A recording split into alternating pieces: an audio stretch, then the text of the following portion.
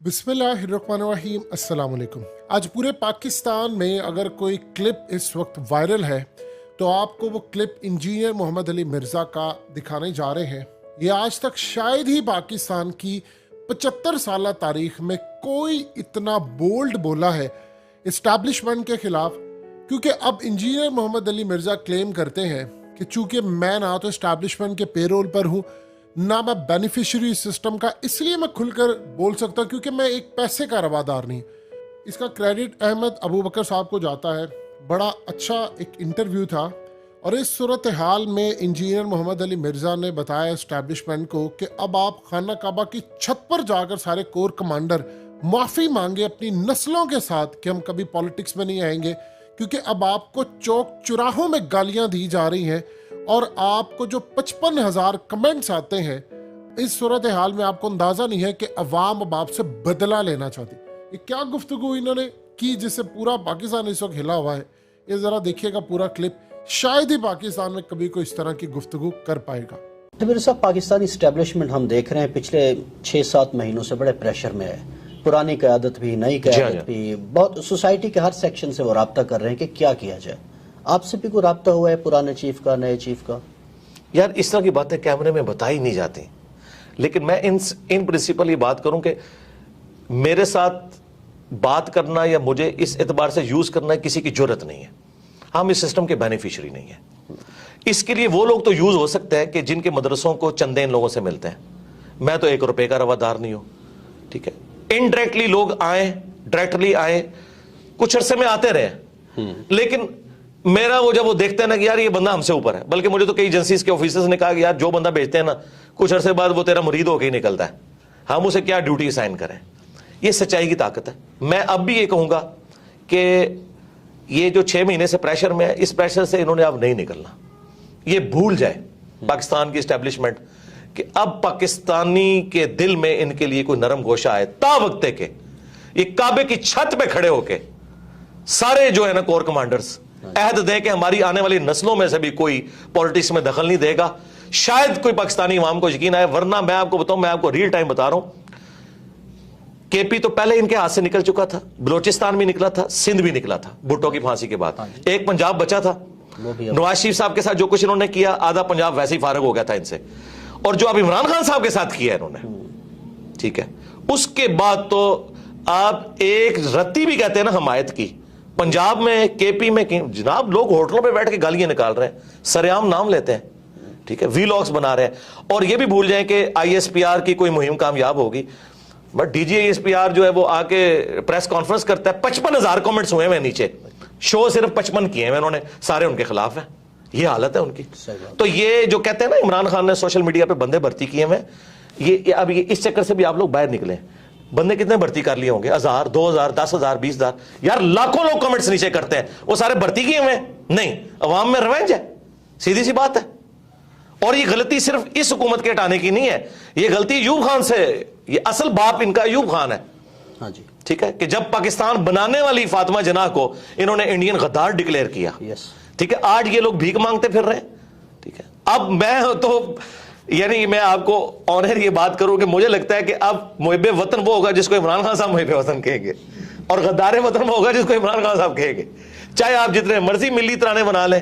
क्योंकि ये जो डैमेज हुआ है ना, और ये मैं कोई खुशी से बात नहीं कर रहा, अलमी है, ऐसा नहीं होना चाहिए था, लेकिन ये अल्लाह की सुन्नत है कि अल्लाह ताला जो है मूसा अलैहिस्सलाम की परवरिश फिरौन के दरबार में ही करता है, ठीक है।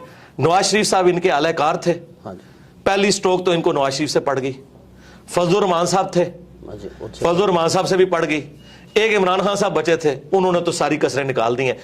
अब इस कौम का तहवील किबला हो चुका है, अब कोई फौजी डिक्टेटर यहां पे कोई कबूल नहीं कर, नहीं, नेवर।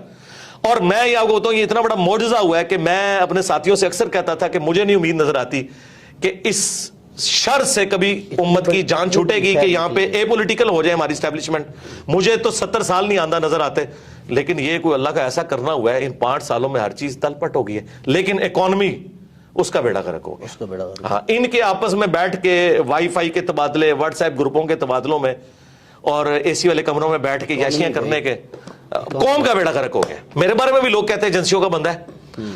میرے بارے میں اس وقت لوگ باتیں کرتے تھے, پی ٹی اے والے مجھے کہتے تھے کہ جی آپ نون لیگ کے بندے ہو کیونکہ آپ اسٹیبلشمنٹ کے خلاف بولتے ہو, ٹھیک ہے, اور میں نے اس وقت بھی ان کو کہا تھا میرا 2018 کا لیکچر ہے, تم پہ برا وقت آئے گا تو سب سے پہلے میں تمہارے حق میں کھڑا ہوں گا اور دیکھنا سب لوگ تمہیں چھوڑ دیں گے, ٹھیک ہے. آج جب برا وقت آیا تو میں خان صاحب کے ساتھ کھڑا ہوا کہ اس طریقے سے حکومت نہیں ہٹے گی, میں نے ساتھ دیا ان کا, میں نے اپنا ایمان نہیں بدلا, اپنا عقیدہ نہیں بدلا.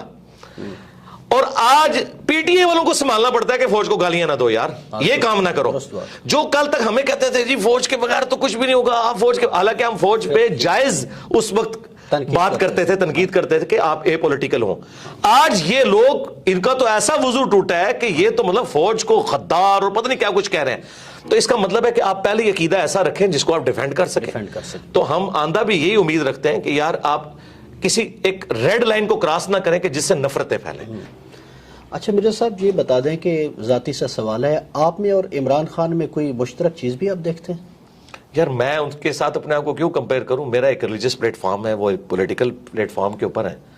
باقی لوگ ہاں جی ڈیجیٹل میڈیا کے پوائنٹ آف ویو سے تو میں, ہاں جی میں آپ کو دو باتیں بتا دیتا ہوں. ایک بات تو میں اکثر کرتا ہوں کہ دو بندے ہیں جس کی وجہ سے پاکستان میں لاکھوں گھروں کا چولہا جلتا ہے, ایک عمران خان صاحب, دوسرے انجینئر محمد علی مرزا.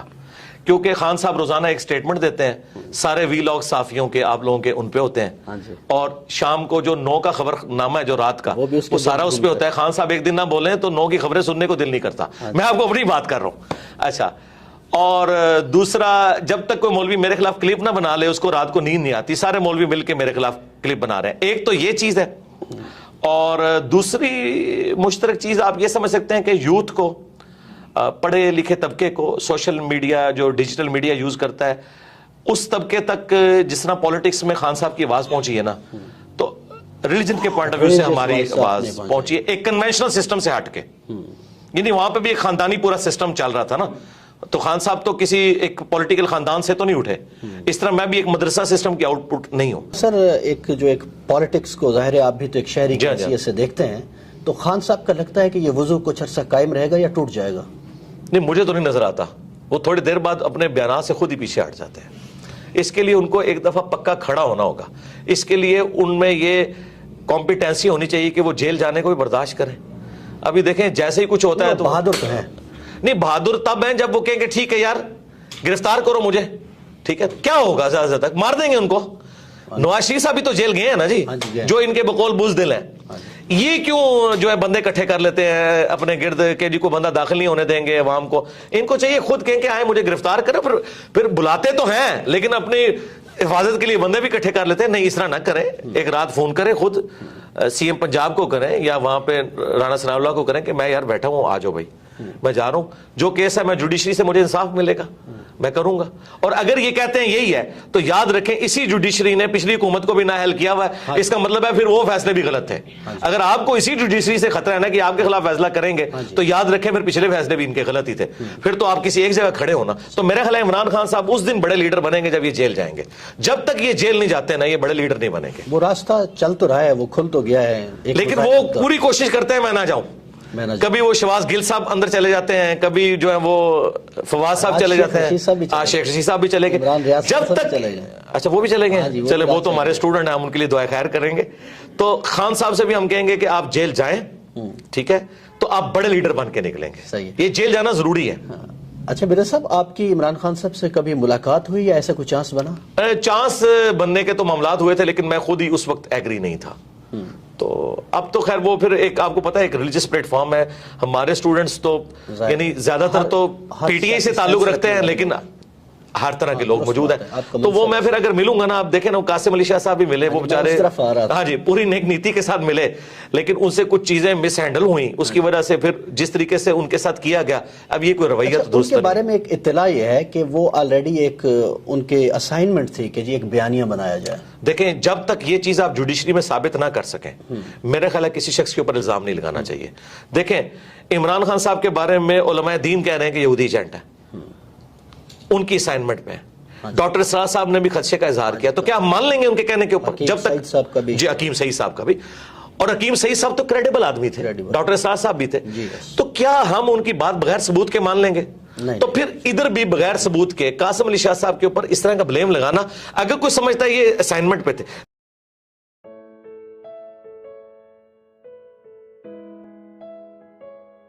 حقیقت ٹی وی کو سبسکرائب کرنا مت بھولیں، ویڈیو کو لائک کریں، شیئر کریں اور کمنٹ سیکشن میں اپنی رائے کا اظہار ضرور کریں۔